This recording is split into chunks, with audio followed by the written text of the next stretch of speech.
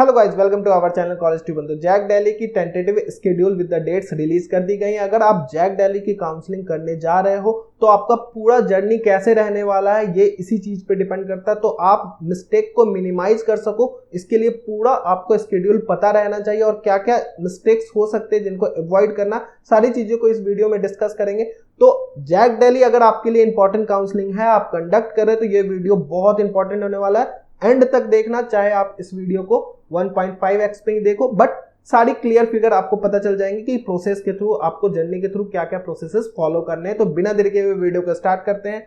जैसा आप सभी को पता है 25 जून रात के 11:59 मतलब रात के 12 बजे से पहले आपको 25 जून तक रजिस्ट्रेशन, चॉइस फिलिंग, सारी चीजें खत्म कर देनी है।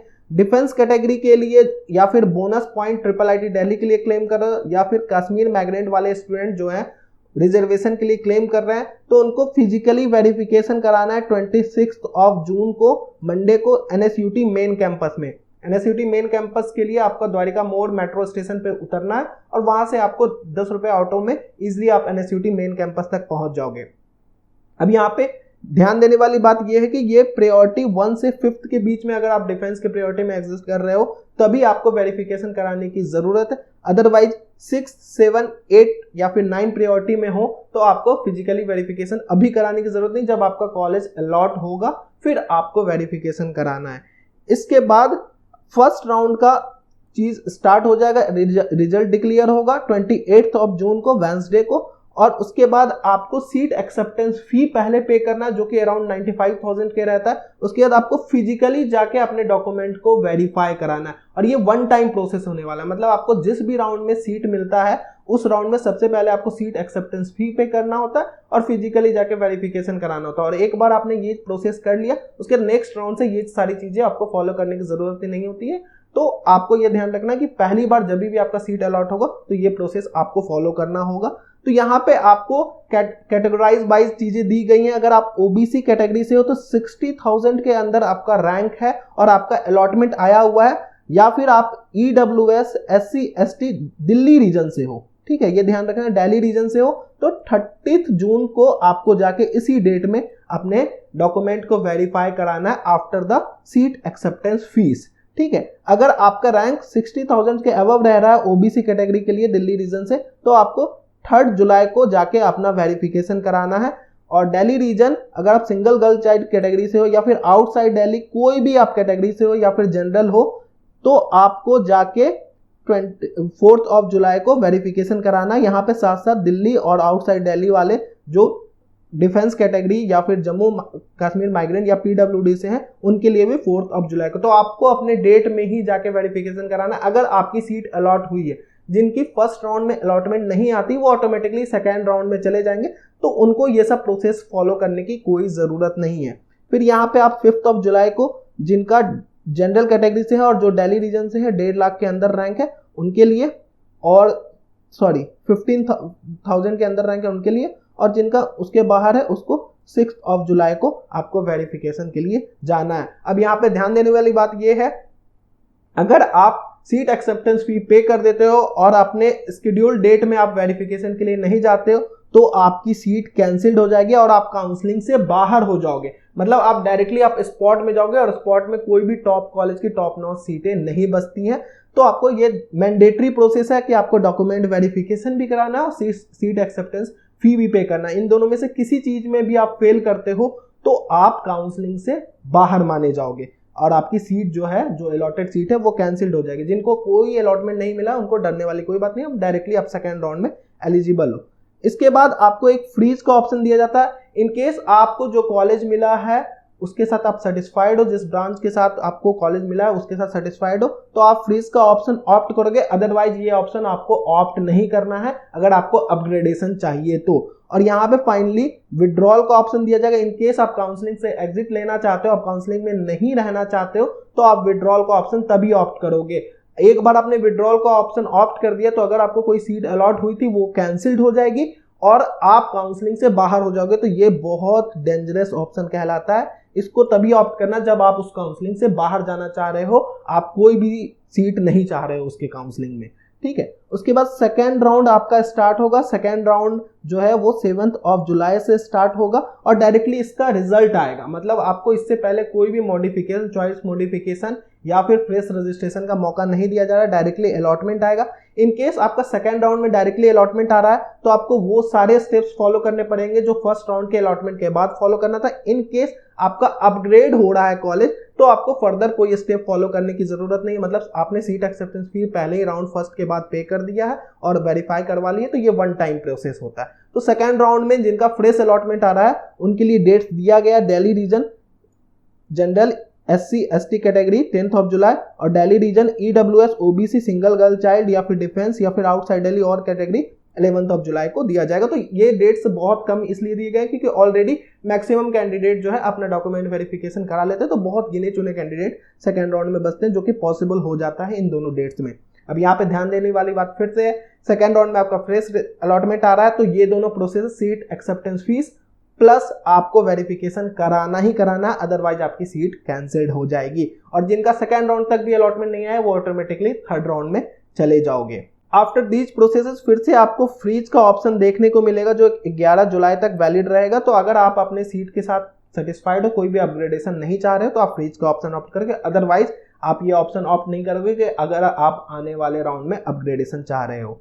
फिर नेक्स्ट में आपको विड्रॉल का फिर से ऑप्शन देखने को मिलेगा। अब विड्रॉल आपको तभी सेलेक्ट करना जब आप काउंसलिंग से एग्जिट लेना चाह रहे हो। अब यहाँ पे राउंड सेकेंड के सारे प्रोसेसेस खत्म होने के बाद 2 दिन के लिए विंडो ओपन होगा फ्रेश रजिस्ट्रेशन का।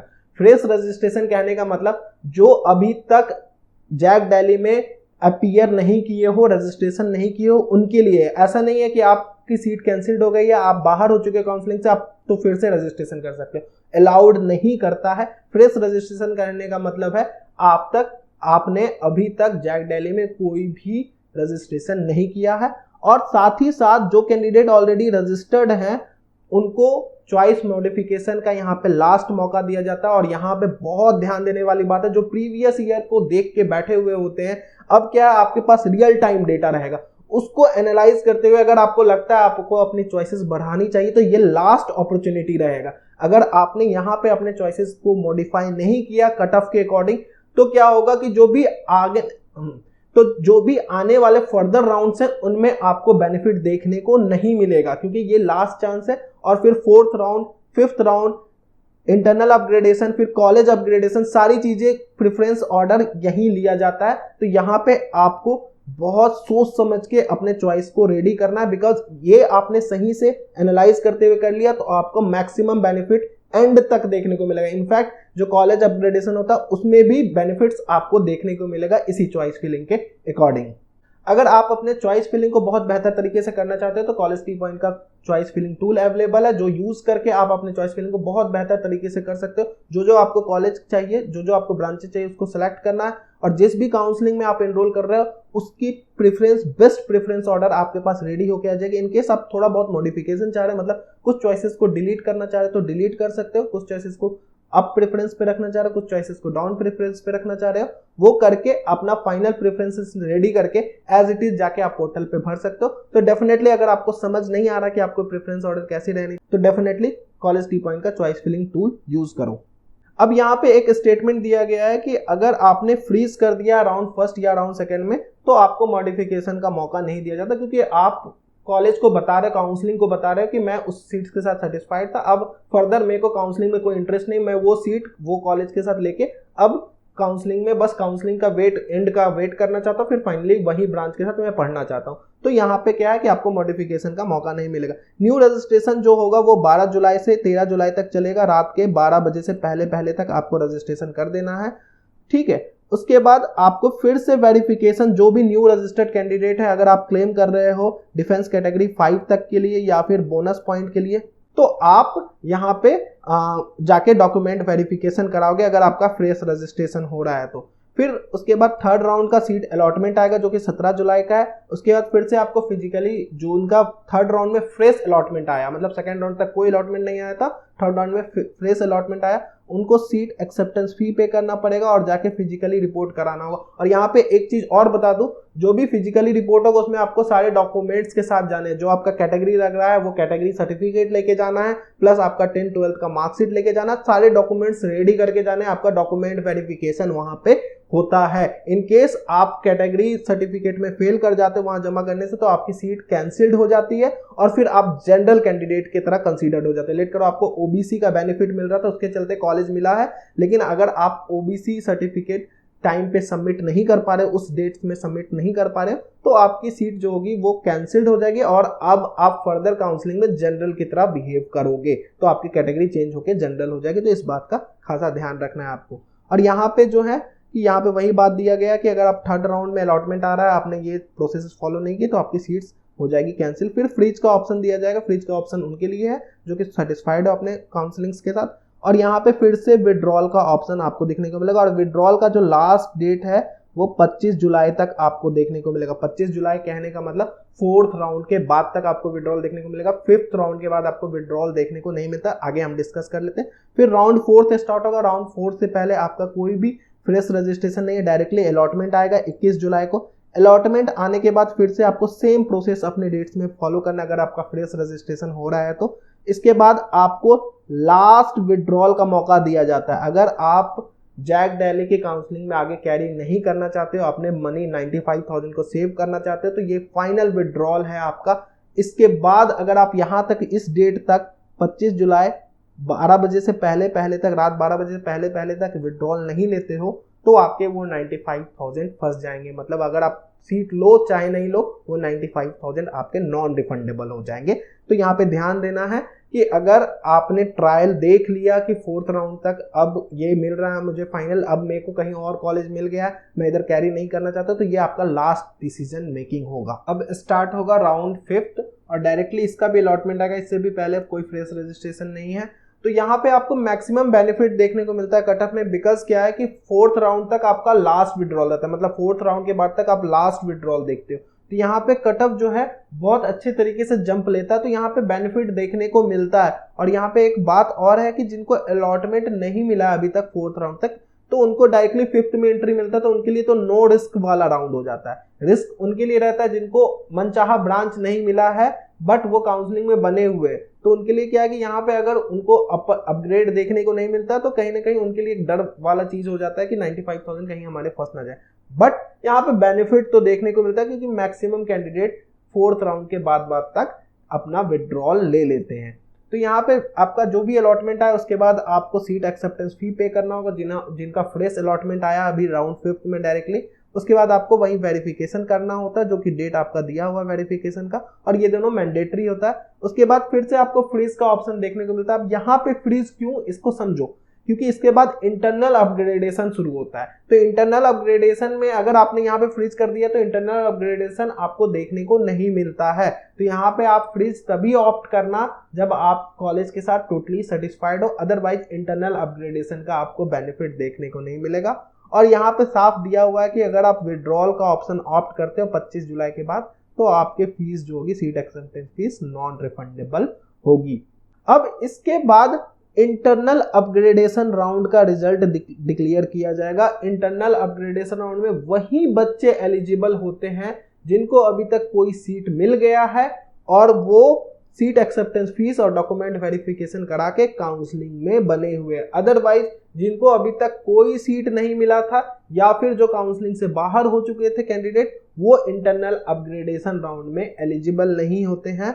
तो ये राउंड बहुत ज्यादा बेनिफिट करता है। बिकॉज आप लेट करो कि पहले 5 सीटें खाली आई, मतलब अराउंड 5th तक की बात करते तो 5 सीटें खाली आई, तो इन पे वो भी बच्चे एग्जिट करते थे जो अपग्रेडेशन वाले बच्चे हैं, और वो भी बच्चे रहते थे जिनको अभी तक कोई सीट नहीं मिला। उन्होंने प्रेफरेंस ऑर्डर ऐसे किया हुआ है कि अभी तक उनको सीट नहीं मिला था, तो ये 5 सीटों पे सारे बच्चे यहाँ पे कहीं ना कहीं काउंसलिंग करते रहते थे। अब जो 5 सीटें लेट करो खाली आई इंटरनल अपग्रेडेशन राउंड में, तो केवल वही बच्चे एलिजिबल होते हैं इन सीटों पे जिनको सीट मिल चुका होता है। तो यहाँ पे नंबर ऑफ सीटें जो होती हैं वो ज्यादा रहती हैं, नंबर ऑफ कैंडिडेट कम रहते, तभी जाके ये अपग्रेडेशन पॉसिबल भी हो पाता है। ठीक है, तो इंटरनल अपग्रेडेशन राउंड में अच्छा खासा बेनिफिट देखने को मिलता है। अब यहां से जो सीटें बच जाती हैं वो जाती हैं स्पॉट राउंड में। तो इंटरनल अपग्रेडेशन राउंड जब चला उसके बाद जो भी सीटें वैकेंट आई, जो भी अपग्रेडेशन होने के बाद सीटें वैकेंट आई या किसी ने उसके बाद विड्रॉल ले लिया तो वैकेंट आई जो सीटें, वो सीटें जाती हैं डायरेक्टली स्पॉट राउंड में। और स्पॉट राउंड का भी आपको डेट दिया गया है। फिर आपका स्पॉट राउंड शुरू होगा, जो भी वैकेंट सीटें हैं वो डिस्प्ले होंगी। उसके बाद स्पॉट राउंड का जो डेट है वो 2 अगस्त से 4 अगस्त के बीच में। तो पर्टिकुलर रैंक वाइज बुलाया जाता है, यहाँ पे फिजिकली स्पॉट राउंड होता है, रैंक वाइज बुलाया जाता है। वेन्यू आपका दिया हुआ है, ये सारे वेन्यू में आपका स्पॉट राउंड रन करेगा। और ये डेट्स थोड़ा बहुत चेंज होती है, पिछले साल भी चेंज हुई थी। कभी कभी क्या होता है कि डेट्स थोड़ा आगे एक्सटेंड भी होती है, क्योंकि कुछ जो आफ्टर सारे राउंड्स खत्म होने के बाद कुछ एक्सटेंडेड डेट्स दिए जाते हैं, उसके बाद ये सारी चीजें शुरू होती है। तो ये थोड़ा आप टेंटेटिव डेट्स मान के चल सकते हो, आगे पीछे डेट्स हो सकती है, मतलब आगे ही होंगी जनरली, ठीक है। और आपको रैंक वाइज बुलाया जाएगा कि इतने से इतने रैंक वाले बच्चे इस डेट में आएंगे, तो वो रैंक वाइज आपका सारा स्केड्यूल आएगा। तो जैसे ही स्पॉट राउंड का स्केड्यूल आएगा तो डेफिनेटली हम आपको वीडियो में अल्टीमेटम देंगे। तो उसके लिए चैनल को सब्सक्राइब करके रखना और वीडियो को लाइक करके रखना। ऐसे बहुत सारे अभी वीडियोज आने वाले। Thank you and best of luck.